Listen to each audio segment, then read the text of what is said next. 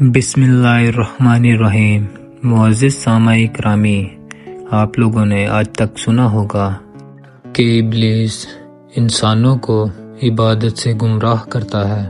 آج کا واقعہ اتنا عجیب ہے کہ جسے سن کر آپ حیرت میں پڑ جائیں گے۔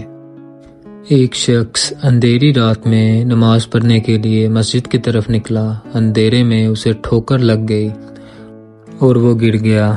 کیچڑ میں گرنے کی وجہ سے اس کے کپڑے خراب ہو گئے اور وہ دوبارہ گھر واپس آیا، لباس تبدیل کیا اور دوبارہ مسجد کی طرف چل پڑا۔ ابھی چند قدم چلا ہی تھا کہ دوبارہ ٹھوکر لگی اور منہ کے بل گرا۔ کیچڑ سے اٹھ کر وہ گھر دوبارہ واپس گیا، کپڑے تبدیل کیے اور دوبارہ مسجد کی طرف روانہ ہو گیا۔ اس نے دیکھا کہ اس کے دروازے کے پاس ایک آدمی روشن چراغ تھامے ہوئے کھڑا تھا۔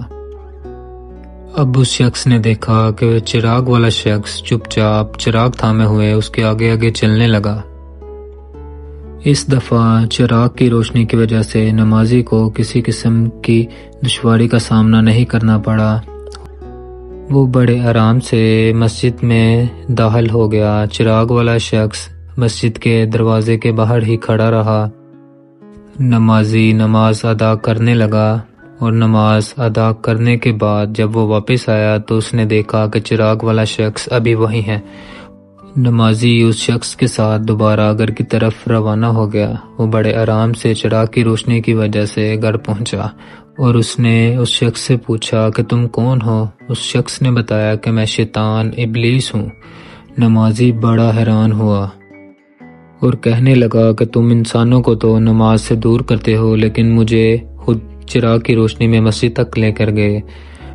ابلیس نے جو بات اسے بتائی وہ اسے سن کر آپ بھی بالکل حیرت میں پڑ جائیں گے۔ ابلیس نے اسے بتایا کہ جب تجھے پہلے ٹھوکر لگی تو اللہ تعالیٰ نے تمہارے سارے گناہ معاف فرما دیے۔ سبحان اللہ۔ اور جب تجھے دوسری ٹھوکر لگی تو اللہ تعالیٰ نے تمہارے خاندان کے تمام انسانوں کو بخش دیا۔ مجھے بڑی فکر ہوئی کہ اگر اب تجھے ٹھوکر لگی اور تو گر گیا تو اللہ تعالیٰ تمہارے سارے گاؤں کے گناہ معاف نہ فرما دے۔ اس شخص نے جیسے ہی یہ بات سنی اس نے اپنا سر اللہ تعالیٰ کی بارگاہ میں جھکا کر اللہ تعالیٰ کا شکر ادا کیا۔ تو دوستو، یہ ہے اللہ تعالیٰ کی شان۔ اگر انسان اللہ تعالیٰ کی طرف ایک قدم بڑھاتا ہے تو اللہ تعالیٰ اس انسان کی طرف 70 قدم بڑھاتے ہیں۔